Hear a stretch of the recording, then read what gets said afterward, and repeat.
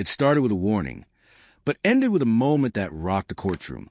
When Supreme Court Justice Sotomayor told Congresswoman Jasmine Crockett to stay in order, she expected silence. What she got instead was a response that left everyone speechless. This wasn't just another hearing.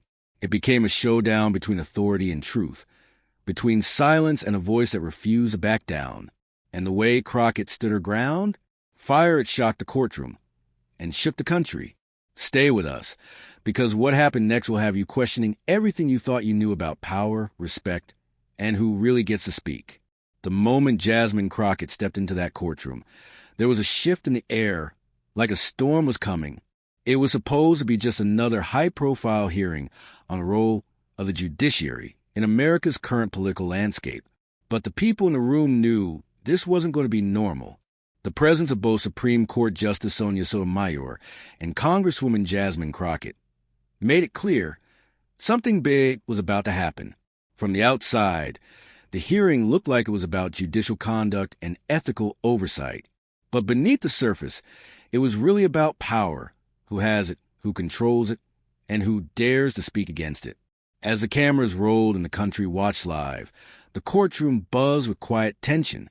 Legal experts, activists, politicians, and journalists filled every seat, ready to witness what many believe would be a standard exchange between an elected official and one of the most respected legal minds in America. But Jasmine Crockett was never one for standard. As she sat at the witness table, her sharp eyes scanned the room, not with arrogance, but with awareness. She knew where she was.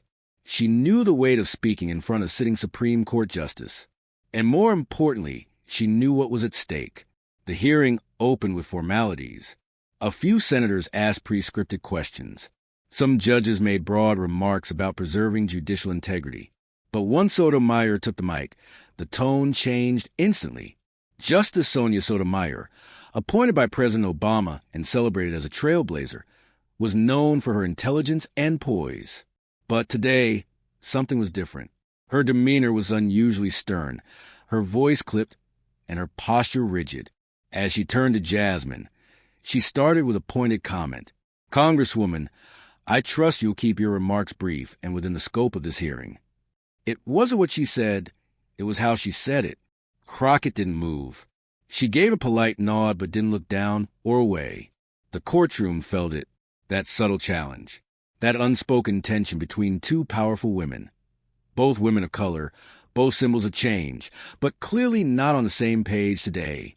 Then Sotomayor added, almost coldly, "This is not the place for political speeches." Whispers spread through the room. Was the justice trying to shut down Crockett before she even began? Jasmine sat silently for a moment, letting the words hang in the air. Her silence was louder than most people's shouts. Then she leaned forward slightly and adjusted the mic. And she said nothing. Yet, that moment, just a few seconds long, felt like time froze. Journalists in the front row stopped typing. Cameras zoomed in on her expression. One of the legal analysts whispered to another, "She's not backing down." When she finally spoke, her voice was steady, calm, not defiant, but deliberate. "Madam Justice," she began, "I appreciate your guidance, and I also appreciate the opportunity to speak, not just on behalf of myself, but on behalf of the people who sent me here." That was it. One line, but it hit like thunder. She hadn't raised her voice. She hadn't made a scene, but she had made it very clear. She wasn't here to be talked down to. She wasn't going to shrink herself for anyone, not even a Supreme Court justice. And the room went dead silent. You could feel the shift. This wasn't going to be a polite little exchange. This wasn't going to be a simple Q&A session where one side talks and the other listens. Jasmine Crockett had come prepared, not just with facts, but with fire. This was the first time in recent memory that a sitting member of Congress had pushed back, so respectfully, so firmly, against a sitting justice in a public setting. And the cameras were rolling. Millions of Americans watching on TV and online had just witnessed the beginning of something extraordinary. Some looked shocked, others inspired, but no one looked bored. And that's when it really started. Because Sotomayor wasn't used to being challenged. She wasn't used to someone holding their ground with that much composure, especially not in her courtroom. You could see on her face a mix of surprise, maybe a touch of irritation, and a sudden realization. This wasn't going to be easy. What she may have expected was for Jasmine to stay within the lines, to play the usual political game, be polite, speak soft, and move on. But Crockett had drawn a line of her own, and with just a few words, she had flipped the dynamic. Now, it wasn't about who held the title. It was about who had the truth. And Jasmine Crockett came armed with it. This was more than a legal hearing. It was a showdown between old power and new voice. And it had only just begun. The tension didn't fade. It built moment by moment. Justice Sonia Sotomayor, visibly unsettled by Jasmine Crockett's calm but confident tone, leaned forward on the bench and began to press harder. What was supposed to be a neutral space quickly began to feel like a courtroom battle. And this time, the power balance wasn't going the way people expected. Crockett was there to testify on issues surrounding judicial ethics, political bias, and how recent rulings were affecting marginalized communities. She was well prepared. Notes, documents, case studies, all at her fingertips. But it was clear that her real weapon wasn't on paper. It was in her presence. Sotomayor began her line of questioning under guise of keeping the discussion focused. But it quickly became apparent that this wasn't just about procedure. It was personal. "Congresswoman," Sotomayor said sharply, "we are not here to entertain political narratives. We are here to uphold the integrity of the judiciary." It was the second time in less than 5 minutes she had tried to minimize Crockett's voice. But now it was blatant. The room shifted again. Crockett's eyes narrowed slightly, not with disrespect, but with awareness. The kind of awareness that every black woman in power knows too well. She had just been told, indirectly but clearly, that her truth wasn't welcome here.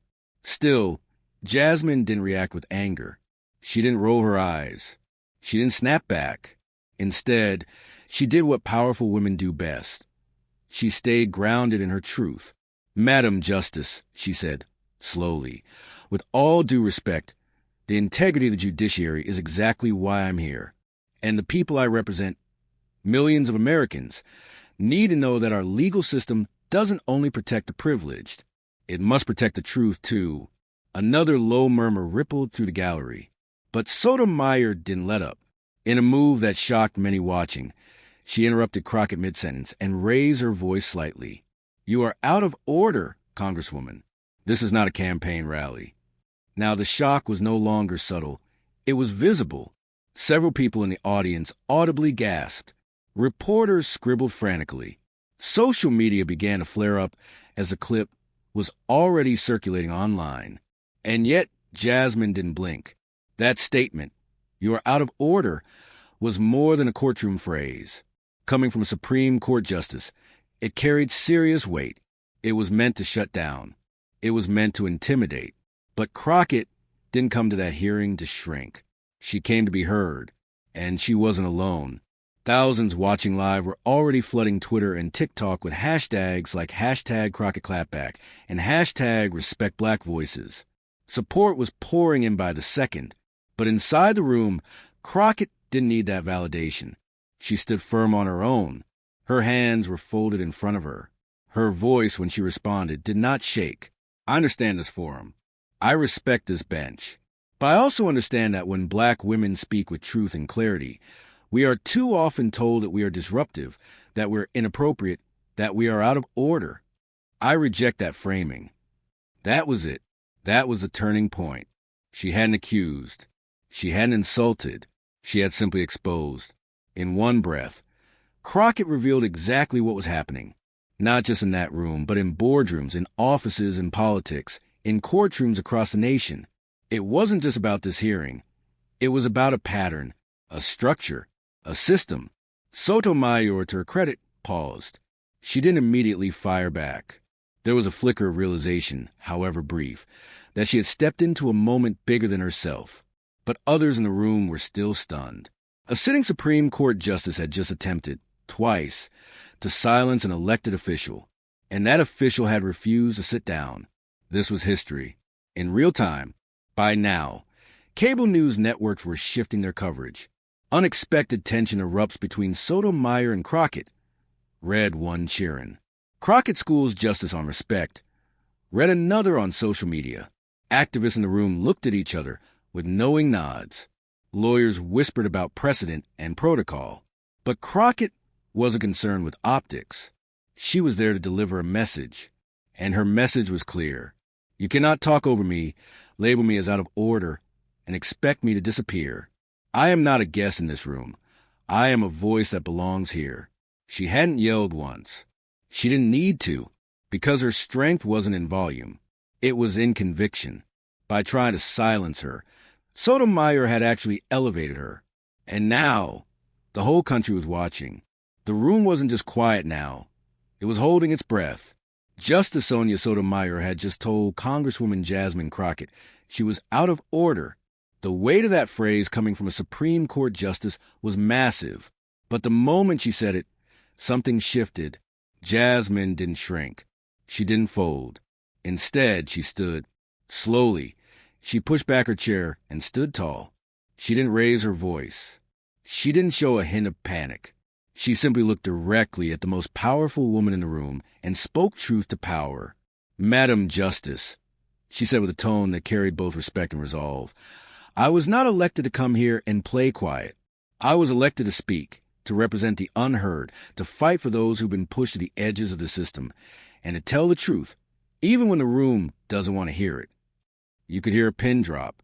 The entire courtroom was frozen, not because of the volume of her voice, but the weight of her words. Then she continued, "With all due respect, every time a woman like me steps up and speaks with confidence, she's labeled angry, aggressive, or out of line. But I am not angry. I am not aggressive. I am unapologetically honest." Camera flashes went off. Even some of the aides sitting near the wall looked stunned. This wasn't just a clapback. This was a masterclass in power without disrespect. Crockett took a breath and went deeper.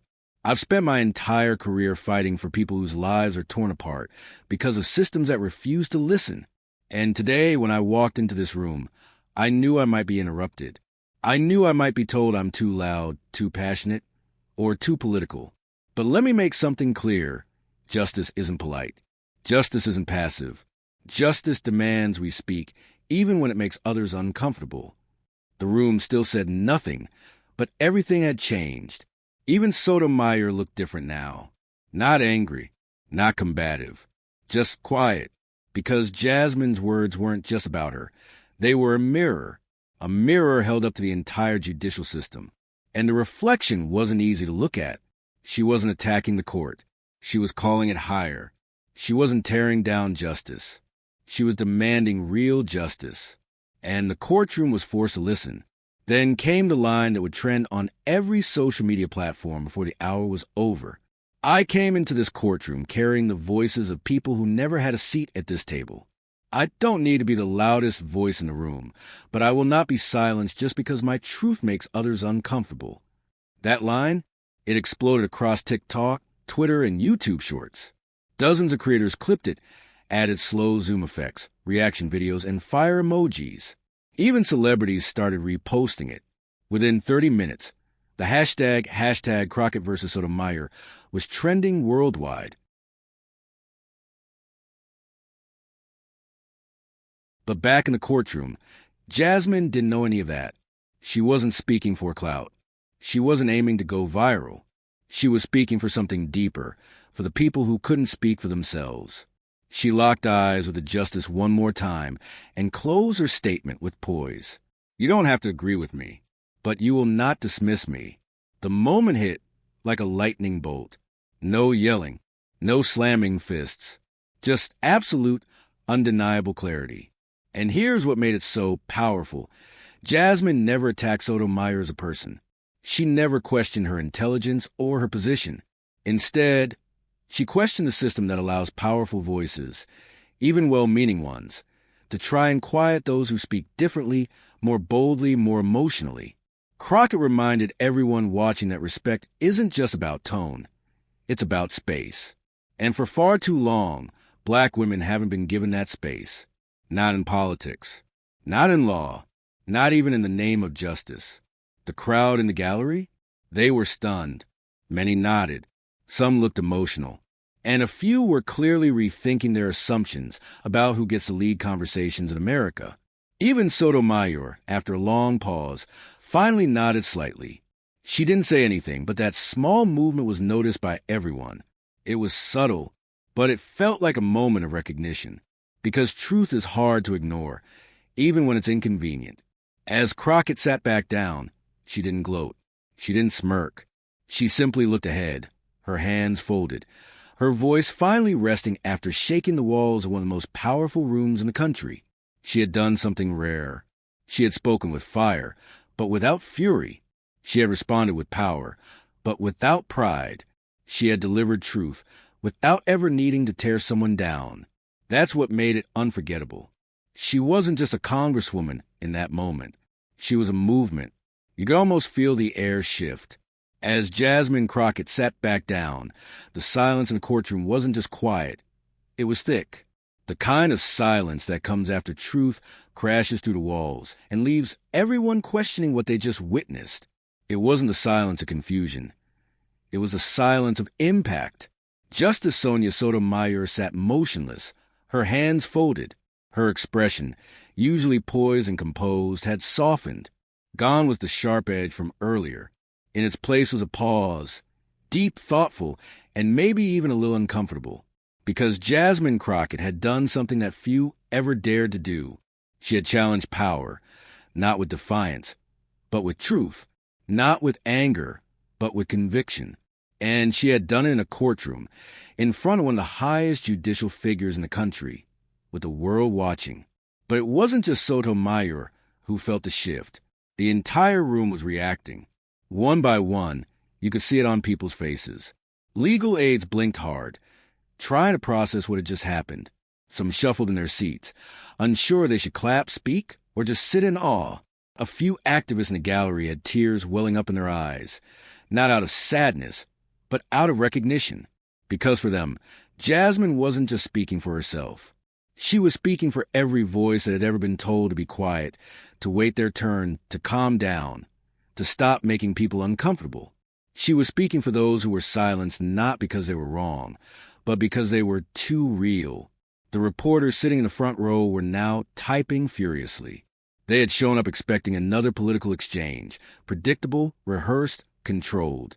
But what they got was a real-time masterclass in moral courage. Headlines were already forming. Crockett commands courtroom with powerful words. Congresswoman STUNS Sotomayor, and everyone watching. The moment Jasmine Crockett redefined what power looks like in politics. Outside the courtroom, the public had already begun reacting. Within minutes, TikTok and Instagram reels of the exchange were going viral. The clips didn't need flashy effects. Crockett's words spoke for themselves. On Twitter, now X, legal scholars were weighing in. One civil rights attorney tweeted, "What Jasmine Crockett did today was historic. She spoke with truth in a place built to control voices like hers." A former federal judge commented, "This wasn't a courtroom clash. It was a cultural turning point." Crockett spoke not just to the justice, but to the entire American system. And regular citizens? They were fired up. My daughter just watched that clip and said, "I want to be like her one day." That's leadership. She didn't raise her voice once, and she still shook the walls. That's how power sounds. Even high-profile figures started responding. A few celebrities reposted the clip with messages like, "That's how you hold your ground." Crockett didn't disrespect anyone. She just made sure her voice couldn't be dismissed. But back inside the courtroom, Jasmine Crockett remained composed. She wasn't smiling. She wasn't celebrating. She wasn't even reacting to the stir she had caused. Her focus was still locked in. That's what made her different. She wasn't doing this for applause. She was doing it because someone had to. Then something surprising happened. Justice Sotomayor, still quiet, looked directly at Jasmine. She leaned slightly forward and gave a subtle nod. It was small, barely noticeable, but it was there. The cameras caught it. The gallery saw it. Was it an admission? An apology? A moment of respect? No one could say for sure. But it was a moment, a signal that, at the very least, something had been received. Because even the most powerful voices sometimes need to hear truth in ways they're not used to. The rest of the panel remained silent as well. No one dared move the discussion forward right away. Everyone knew they had just witnessed something bigger than policy, bigger than a disagreement between a congresswoman and a justice. This was about something deeper. This was about space. The space that black women are so often denied. The space to speak boldly, to defend their communities, to challenge authority, to not be dismissed. And Jasmine had just carved that space open, not with fury, not with chaos, but with the kind of elegant, piercing clarity that few can match. As the hearing slowly moved on, it was clear nothing would top what had just happened. The following questions from other justices were routine. The answers from other panelists were polite and forgettable. But what Jasmine Crockett did, unforgettable. In a single moment, she redefined what it means to challenge power, not with disrespect, but with dignity, not with loudness, but with unshakable calm, and not by demanding the spotlight, but by commanding the room without ever needing it. She didn't just speak truth to power. She reminded power what truth looks like. As the hearing came to a close, one thing was absolutely clear. No one would forget what Jasmine Crockett had done in that room. She had entered a courtroom filled with hierarchy, protocol, and unspoken rules about how to behave in front of power. But she didn't walk in looking to follow the rules of silence. She came to break the pattern, to disrupt the expected, and to do it with grace. When Jasmine spoke her truth, she wasn't just answering questions. She was forcing the room and the country to reckon with something bigger than a political or legal disagreement. She was holding up a mirror to every system that claims to be neutral but operates with bias, every authority figure who speaks of fairness while shutting out uncomfortable voices, and every institution that silences passion when it comes from women of color. That's why the moment went viral. That's why people in the gallery left the building talking only about her. That's why young women across the country were reposting her speech with captions like, "This is how we do it," and "She spoke for all of us." It was about so much more than one clapback.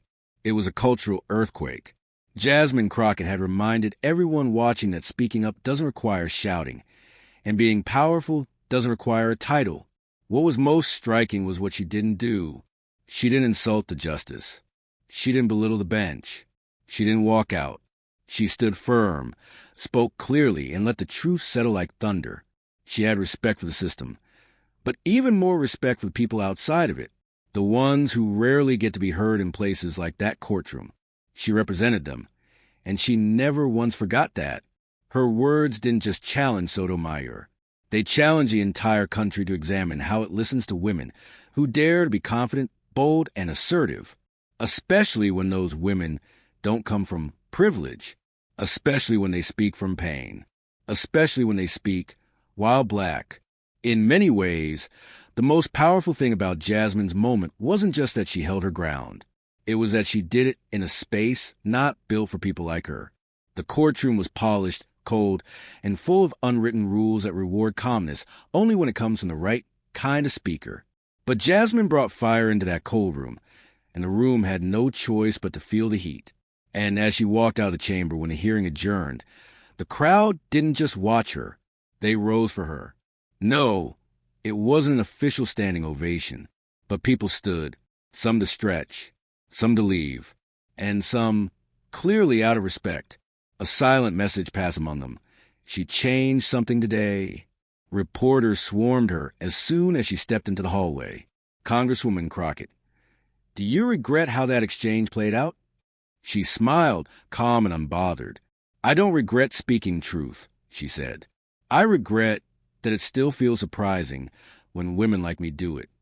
That one line was quoted in every major outlet by the next morning. Back in D.C., political analysts were buzzing. Some praised her for her courage. Others tried to paint her as combative.